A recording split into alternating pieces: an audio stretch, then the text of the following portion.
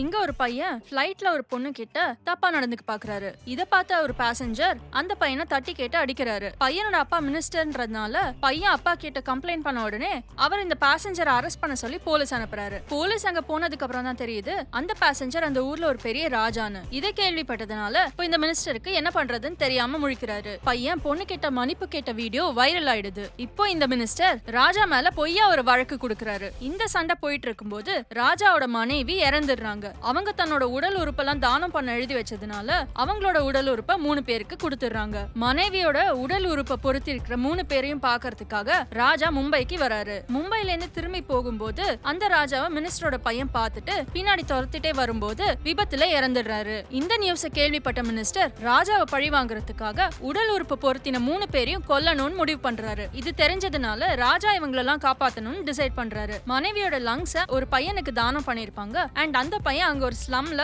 வாழ்ந்துட்டு இருப்பாரு. இப்போ இந்த ஸ்லம்ல தான் ஒரு பணக்காரரு தன்னோட குப்பையெல்லாம் கொண்டு வந்து கொட்டுறாரு. குப்பையால வர பொல்யூஷன்னால அந்த பையனுக்கு மூச்சு முட்டல் வருது. அந்த பையனை ஹாஸ்பிட்டலுக்கு கூட்டிட்டு போலான்னு கேட்கும்போது அந்த பையன் இந்த ஸ்லம்ல உடம்பு சரியில்லாம இருக்கிற எல்லாருமே ஹாஸ்பிட்டலுக்கு கூட்டிட்டு போனாதான் நானும் வருவேன்னு சொல்றாரு. பையனோட நல்ல எண்ணத்தை புரிஞ்சுட்டு அந்த ஸ்லம்ல யாருக்கெல்லாம் உடம்பு சரியில்லையோ எல்லாரையும் ஹாஸ்பிட்டல் கூட்டிட்டு போய் தன் கை காசை போட்டு அந்த ராஜா ட்ரீட்மெண்ட் கொடுக்கறாரு. வெளிநாட்டுல இருந்து ஒரு டாக்டர் வந்தாதான் இந்த பையனை காப்பாத்த முடியும்ன்றதுனால ஒரு ஸ்பெஷலிஸ்ட இந்தியாவுக்கு வர வைக்கிறாரு. விஷயத்தை கேள்விப்பட்ட மினிஸ்டர் ஒரு இமிகிரேஷன் ப்ராப்ளம் கிரியேட் பண்ணி டாக்டரை ஏர்போர்ட் விட்டு வெளியே வர விடாம தடுக்கிறாரு. ராஜா அந்த மினிஸ்டர் போய் பார்த்து பேச ட்ரை பண்ணாலும் மினிஸ்டர் பழி வாங்குற மாதிரியே நடந்துக்கிறதுனால ராஜா மினிஸ்டரை கொன்னுடுறாரு. இதுக்கு நடுவுல ராஜா பிஎம் கிட்ட இந்த விஷயத்தை இன்ஃபார்ம் பண்ணி நடவடிக்கை எடுக்க சொல்லி அந்த டாக்டரை இமிகிரேஷன் தாண்டி ஏர்போர்ட் விட்டு வெளியே வர வச்சு அந்த பையனோட சர்ஜரியும் எப்படியோ நடத்திடுறாரு. இவ்ளோ நல்லது பண்ணாலும் அரெஸ்ட் பண்ண வேண்டிய கட்டாயத்தினால வேற வழி இல்லாம போலீஸ் ராஜாவை அரெஸ்ட் பண்ணி கூட்டிட்டு போறாங்க. ஆனா இவரோட நல்ல உள்ளத்துக்காக மக்கள் எல்லாரும் கூடி